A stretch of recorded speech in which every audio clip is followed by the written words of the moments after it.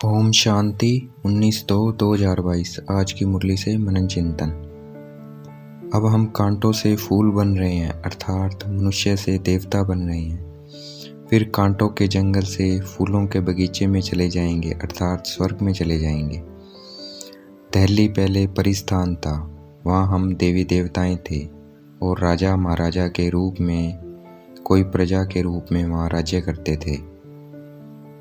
अब हम जानते हैं यह दुनिया कब्रिस्तान होने वाली है, फिर उस पर परिस्थान बनेगा। जमुना के कंठे पर लक्ष्मी नारायण का राज्य होगा। राधे कृष्ण ही स्वयंवर के बाद लक्ष्मी नारायण बनते हैं, फिर इस परिस्थान में जमुना के कंठे पर राज्य करते हैं। यह गद्दी बहुत पुरानी है, आदि सनातन देवी देवताओं की गद्दी बनती आई है। इन बातों को कोई मनुष्य नहीं जानता, सिर्फ हम बच्चे जानते हैं, क्योंकि हम योग बल से परिस्थान अर्थात अपनी राजधानी बना रहे हैं। हम ये राजधानी लड़ाई से नहीं, शांति से स्थापन कर रहे हैं। बाप सिर्फ हम बच्चों से ही बात करते हैं और हम बच्चों को ही सिखाते हैं, तो हमें नशा होना चाहिए। परमात्मा ज्ञान का सागर है, उनको ज्ञान ज्ञानेश्वरी कहते हैं। परमात्मा हमें सृष्टि के आदि मध्य अंत का ज्ञान देते हैं, सवदर्शन चक्रधारी बनाते हैं। हम ब्रह्मावंशी हैं। विष्णुवंशी जो राज्य करेंगे वो ना ही सवदर्शन चक्रधारी हैं और ना ही वो त्रिकालदर्शी हैं। जो सवदर्शन चक्र फिराते हैं वो ही फिर चक्रवर्ती राजा रानी बनेंगे। हर एक मनुष्य शिव बाबा का भी बच्चा है, ब्रह्मा बाबा का भी बच्चा है। ब्रह्मा बाबा ग्रेट ग्रेट ग्रैंड जिस्मानी फादर है, शिव बाबा है सबका रूहानी फादर। ब्रह्मा बाबा को प्रजापिता कहेंगे, शिव बाबा को प्रजापिता नहीं कहेंगे। शिव बाबा आत्माओं का पिता है।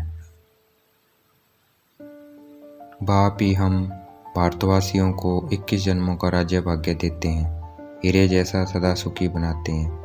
फिर हम जब पूज्य से पुजारी बनते हैं, बाप की ही गलानी करनी शुरू कर देते हैं और फिर और ही नीचे गिरते जाते हैं।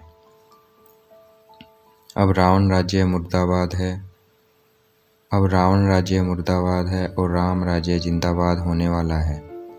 राम राज्य राम सीता के राज्य को नहीं कहते, सूर्यवंशी राजा को ही राम राज्य कहा जाता है। हम सूर्यवंशी राजा रानी बनने के लिए शिव बाबा के पास आते हैं। ये पढ़ाई राजयोग की पढ़ाई है।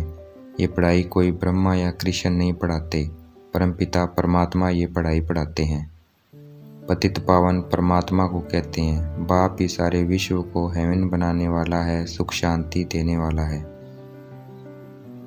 आत्मा सो परमात्मा नहीं है। आत्मा सो का मतलब है आत्मा सूर्यवंशी थी, फिर क्षत्रिय वैश्य शूद्र बनी।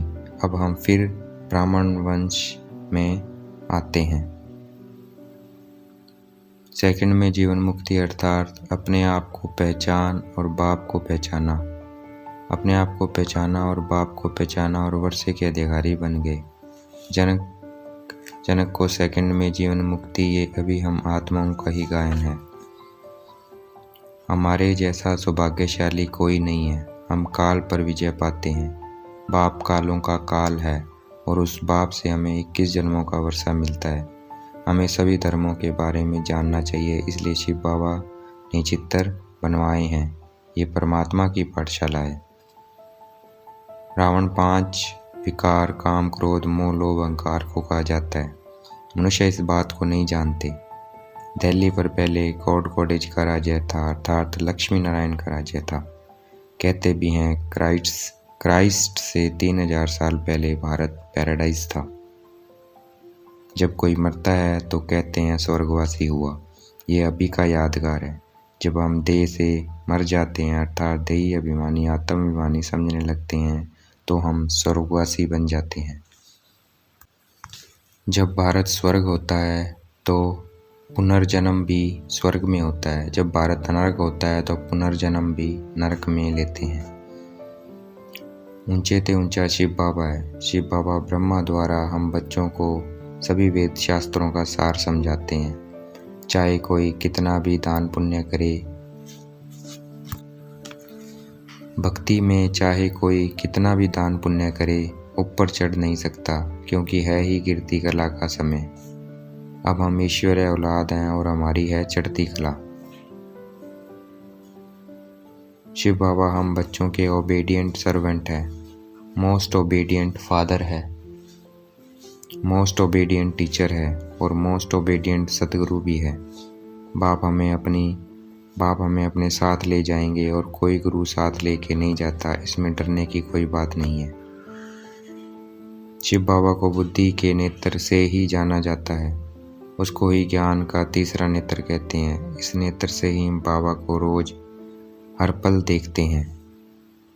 सबसे ऊंचे शिव बाबा, फिर ब्रह्मा विष्णु शंकर, फिर है ब्रह्मा सरस्वती, फिर हैं ये लक्ष्मी नारायण। वास्तव में सर्वशास्त्र मई शिरोमणि गीता है, उसमें बच्चे का नाम डाल सबसे बड़ी भूल कर दी है, परंतु ये ड्रामा है, कलप कलप ऐसा होना ही है। कहते हैं ज्ञान, भक्ति और वैराग्य। वैराग्य दो प्रकार के हैं, एक है हद का वैराग्य, दूसरा है भेद का वैराग्य। सन्यासियों का हद का वैराग्य है, वह घर बार छोड़कर जंगल में चले जाते हैं, और दूसरा हम बच्चों का है भेद का वैराग्य। उसमें हम घर में रहते दुनिया को मन बुद्धि से छोड़ते हैं, अपनी जिम्मेवारियां संभालते हुए। मनुष्य का हठ योग है और हम बच्चों का राजयोग है। हठ योग कभी राजयोग नहीं सिखला सकते। देह विमान के कांटे से बाप ही छुड़ा सकते हैं और किसी में ताकत नहीं है। आज की मुरली का वरदान। परमात्मा प्यार के आधार पर दुख की दुनिया को भूलने वाले सुख शांति संपन्न भव। आज की मुरली का स्लोगन। अपनी सर्व जिम्मेवारियों का बोझ बाप हवाले कर डबल लाइट बनो। अच्छा, ओम शांति। शुक्रिया मीठे बाबा, शुक्रिया।